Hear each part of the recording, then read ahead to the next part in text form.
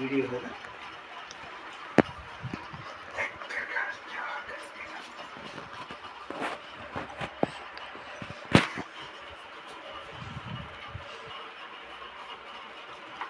Praise the Lord. దేవునికి స్తోత్రం. ఈరోజు డిసెంబర్ 13వ తేదీ శుక్రవారం 2024వ సంవత్సరం. కొంతమందికి డౌట్ వస్తుంది, అసలు ఈయన వీడియోలు ఎందుకు తీస్తున్నాడని. నేను 10 మందికి ఉపయోగపడటానికే, ఒక మంచి మాటలు చెప్పటానికే ఈ వీడియోలు చేస్తున్నాను. అది ఫేస్బుక్లో కానివ్వండి, యూట్యూబ్లో కానివ్వండి, లోకానికి ఒక మంచి వార్త. ఎందుకంటే నా దేవుడు అంటే యేసుప్రభు అన్నాడు, మీరు సర్వలోకమునకు వెళ్ళి సర్వ సృష్టికి సువార్త అంటే గాస్పెల్ ప్రకటించమన్నాడు. అందుకని ఇది నా గోల్. అంతేగాని నేనేదో హైలైట్ అవ్వాలని కాదు. అమ్మో, నా దేవుడు వాక్యం ద్వారా మాట్లాడే దేవుడు, అందుకని ఆయన హైలైట్ అవ్వాలి. నేను ఇవాళ ఉంటా, ఆయన తలుచుకుంటే 1 గంటలో చచ్చిపోతా, లేకపోతే ఎప్పుడైనా సరే నేను చావాల్సిందే, ఈ భూమి మీద నుండి వెళ్ళిపోవాల్సిందే. కానీ ఆయన యుగ యుగాలు ఉండే దేవుడు, జీవం గల దేవుడు అని కూడా ఆయనకి పేరు. సరే, గతంలో నేను క్రిస్మస్ గురించి చాలాసార్లు సువార్త వెలుగు, గుడివాడ నుండి వెలువడే సువార్త వెలుగు, నరసాపురం నుండి వచ్చే క్రైస్తవ సమాజంలో వాటిలంతా ఈ పండగ ప్రాధాన్యత గురించి చెప్పి ఉన్నాను. అది ఏంటంటే కిస్మిస్ అంటారు కొంతమంది. కిస్మిస్ అంటే ఏంటి? ఎండు ద్రాక్షని మనం ఎండబెట్టి తింటే దాన్ని కిస్మిస్ పండగ కాదు ఇది. క్రైస్ట్ అంటే క్రీస్తు. క్రైస్ట్ మాస్ అంటే ఆరాధన, పూజించడం. క్రైస్ట్ మాస్ పండగ ఇది. అయితే అప్పట్లో నేను పూర్తిగా చెప్పాలంటే చాలా టైం పట్టుద్ది కాబట్టి ఒక మాట, యోబు గ్రంథంలో సజీవుడైన దేవుడిని నేను చూస్తున్నాను అని యోబు గారు చెప్పాడు 1000 సంవత్సరాల క్రితం. అదేవిధంగా బిలాము అతను కూడా చెప్పాడు, దేవుడిని నేను చూస్తున్నానని. అంతా వివరించి చెప్పాలంటే చాలా టైం పట్టుకు చెప్పదలుచుకోలేదు.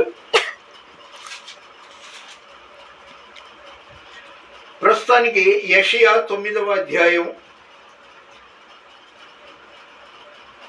చీకటిలో 2వ వచనం. చీకటిలో నడచు జనులు గొప్ప వెలుగును చూచుచున్నారు. వెలుగంటే లోకానికి వెలుగై ఉన్న యేసుప్రభు. చీకటిలో నడచు జనులు గొప్ప వెలుగును చూచుచున్నారు. మరణఛాయ గల దేశ నివాసుల మీద వెలుగు ప్రకాశించును. తర్వాత 9వ అధ్యాయానికి క్షమించాలి 6వ వచనం, 9వ అధ్యాయంలో 6వ వచనం. ఏలయనగా మనకు శిశువు పుట్టెను అంటే యేసుప్రభు, మనకు కుమారుడు అనుగ్రహింపబడెను. దేవుడు ఆయన కుమారుణ్ణి మనకి అనుగ్రహించాడు. ఆయన భుజము మీద రాజ్యభారముండును. ఆశ్చర్యకరుడు, ఆలోచనకర్త, బలవంతుడైన దేవుడు, నిత్యుడగు తండ్రి. నిత్యుడు, అప్పుడు ఇప్పుడు ఎప్పుడు ఉండే దేవుడు. నిత్యుడగు తండ్రి, సమాధానకర్త, అధిపతి అని ఆయనకి పేర్లు ఉన్నాయి.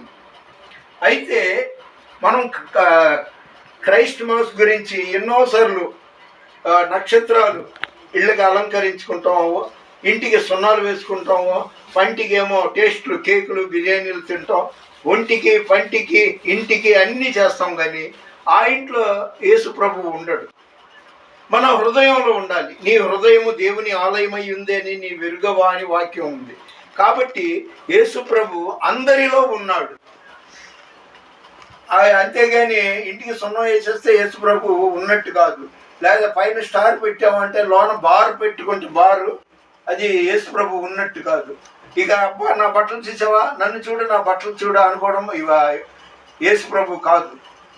ఆయన్ని మనం హృదయంలో ఆరాధించాలి. ఆయన ముళ్ళుని ముళ్ళుతో తీయాలి, వజ్రాన్ని వజ్రంతో కొయ్యాలి అన్నట్టు మనుష్యుల కోసం ఆయన స్వరూపంలో పుట్టిన మనుష్యుల కోసం మనుష్యావతారధారిగా మన కోసం భూమి మీదికి అవతరించాడు. పూర్తి పాట పాడిన కానీ ఎంత దీనాతి దీనమో ఓ యేసయ్యా, నీ మరణం ఎంత దయనీయమో. ఎంత దయనీయం ఉండి సర్వశక్తిమంతుడు బలవంతుడైన దేవుడు, అసలు దేవుడు నిజమైన దేవుడు ఆయనే అయి ఉండి కూడా ఆయన ఏ బంగారు కోటలు పుట్టాలంటే పుట్టగలడు. కానీ చాలామంది అన్నట్టు ఆయన పశువుల పాకలో పుట్టలేదండి. ఆయన పుట్టిన మాట నజరేతులో ఆయన పుట్టిన తర్వాత ఎక్కడ స్థలం లేకపోతే సత్రంలో కొద్దిగా స్థలం పట్టే ఎవరు ఇవ్వాల అంటే దేవునికి ఎవరు ఇంత స్థలం ఇవ్వాల. అప్పుడు పశువుల పాకలో వెళ్ళి ఆ పశువుల తొట్టిలో ఆయన్ని పొత్తిగుడ్డలతో చుట్టి పరుండబెట్టాడు. అంతేగాని యేసుప్రభు పశువుల పాకలు పుట్టాడు అది రాంగ్ అండి. పోతే ఇక్కడ రెండు ప్రధాన విషయాలు చెప్పాలని ఆశపడుతున్నా. అదేంటంటే ఆయన పుట్టుకలో ప్రత్యేకత స్పెషల్ ఉంది, ఆయన మరణంలో ప్రత్యేకత ఉంది. మరణం ఎలా మరణించాడో మూడవ నాడు మరణాన్ని జయించి పునరుత్థానుడయ్యాడు. కాబట్టి ఇప్పుడు చెప్పొచ్చేది ఏంటంటే ఒక కన్య, ఆ కన్య మరియకి గాబ్రియల్ దూత చెప్పగానే నువ్వు శిశువుని కంటావంటే ఇదంతా మీరు చదివారు కాబట్టి మరీ లోతుగా వెళ్ళను. ఒక కన్యగా అయిన యువతి ఎంత బాధపడిందో లోపల.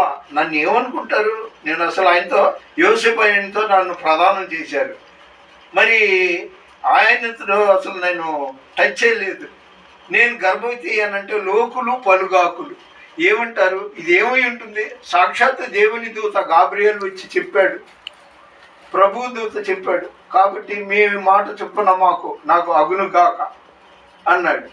అందుకే దేవదూత ఏమన్నాడు, అనుగ్రహ పరిపూర్ణురాల నీకు శుభము, అంటే నీకు మేలు జరుగుతుంది అని చెప్పాడు. నువ్వు పరిశుద్ధాత్మ శక్తితో గర్భం ధరించి కుమారుని కందువు, ఆయనకు యేసు అంటే రక్షించేవాడు, సేవియర్ అని పేరు. ఆయనకి ఇంకొక పేరు ఉంది, ఇమ్మానుయేల్ అంటే దేవుడు మనకు తోడుగా ఉన్నాడని. సరే, ఇవన్నీ దాదాపు మీకు తెలిసిందే. అయితే మరియమ్మ గారు ఒక యవ్వనస్తురాలు, పెళ్లి కాకుండా ఇదెక్కడి చోద్యం. ఆమె ఇప్పుడు గర్భవతి అంట. ఆ యోసేపు అని ఆయనకి ప్రదానం ఎంగేజ్మెంట్ చేశారే, ఎంగేజ్మెంట్ అంటే సగం పెళ్ళి అయినట్టే అని లోకులు పలుగాకులు కదా. అది ఆమె విపరీతమైన ఆలోచనలు పడి బాధపడిందో, ఎంత ఇబ్బంది పడిందో మనం ఊహించుకోవాలి. ఇక్కడ ఇదిలా ఉండగా ఒక కన్యకి బిడ్డ పుట్టడమే గొప్ప. అలాంటిది అక్కడ ఆమె బంధువు ఎలీజబెత్, ఆమెకు వయసు ఊడిపోయింది. ఆమె భర్త ఎవరు, పూజారి అంటే యాజకుడు, ఆయన పేరు జకర్యా. వాళ్ళు వృద్ధులు, ముసలితనంలో ఆమె గర్భం ధరించింది. ఎవరు, జకర్యా భార్య ఎలిజబెత్. అక్కడ ఆమె ఇది ఎక్కడ చోద్యం, ఇంత వయసు నుంచి వీటికి ఏదైనా సిగ్గు లజ్జ ఉందా, ఈ వయసులో పిల్లలు కనడం ఏంటి అని జనాలు చెవులు కొరుక్కుంటారు. ఇంత ముసలితనంలో ఎలాగని చాలాళ్ళు ఆమె దాదాపు ఇరుగు పొరుక్కి కూడా ముఖం చూపకుండా ఇంటి 4 గోళ్ల మధ్య పరిమితమై ఉండొచ్చు. ఆమె ఎంత ఆశ్చర్యపడి ఉండొచ్చు, నాకు బిడ్డలా ఈ వయసులోనా అని ఊహకందని అనూహ్యమైన పరిస్థితులు ఆమె కొట్టుమిట్టాడింది. అయితే ఆయనకు అసాధ్యమైనది ఏది లేదు, ఆయనకు సమస్తం సాధ్యం. ఆయన ఇటు యేసు ప్రభుగా మరియ తల్లి ద్వారా ఈ భూమి మీదికి అవతరించాడు. అటు ఒక వృద్ధురాలు, ఒక పూజారి అంటే యాజకుని భార్య జకర్యాకు బిడ్డను పుట్టడం జరిగింది. ఆయన పేరు యోహాను. అంటే యేసు ప్రభువు కంటే ఆయన ఒక 6 నెలలు పెద్దవాడై ఉండొచ్చు. అయితే మరియమ్మ గారు ఇదిగో మన ఎలిజబెత్ అమ్మతో మాట్లాడుతుంటే ఆమె కడుపులో ఉన్న యోహాను గెంతులేస్తున్నాడంట. గెంతులు అని గెంతులు వేసేస్తున్నాడు. అలాంటి పరిస్థితి అన్నమాట. అయితే ఆ యోహాను అద్భుతాలు చేశాడా? లేదు. ఏదైనా స్వస్థతలు చేశాడా? లేదు. ఏదైనా ప్రత్యేకమైన వర్తమానం ఆయనకి ముందుగా ఒక మినిస్ట్రీ వెళ్తుంటే క్యాన్వా ఏది కదా, అలాగా ఆయన ముందు మార్గం సిద్ధం చేయటానికి వచ్చిన మనిషి అన్నమాట. ఆ యోహాను గారే ఇంకా చెప్పాలంటే ఏలియా ప్రవక్త అని మనం ఎంత వివరంగా చెప్పలేను. ఇప్పుడు ఏలియాయే యోహాను గారు. అలాగా ఇటు యోహాను గారు, అటు యేసు ప్రభు, ఇద్దరి జన్మలు డిఫరెన్స్ అన్నమాట. అటు మరియమ్మ గారు కన్య, పురుషుని ఎరుగని మనిషి, ఆమెకు ఆ యువతికి యేసు ప్రభు పుట్టడం, ఇక్కడ పండిపోయిన ముసలి తనంలో స్త్రీ ధర్మం ఉడిగిపోయిన రోజుల్లో యోహాను పుట్టడం ప్రత్యేకత. కాబట్టి ఇంక ముగించేస్తున్నాను. ఆ క్రైస్ట్ మాస్ అనేది మీరు దృష్టిలో పెట్టుకోండి. అంటే క్రీస్తుకి మాస్ ఆరాధించడం, పూజించడం అన్నమాట. వాళ్ళు మొట్టమొదట దేవుడు ఎవరికి చెప్పాడండి సువార్త?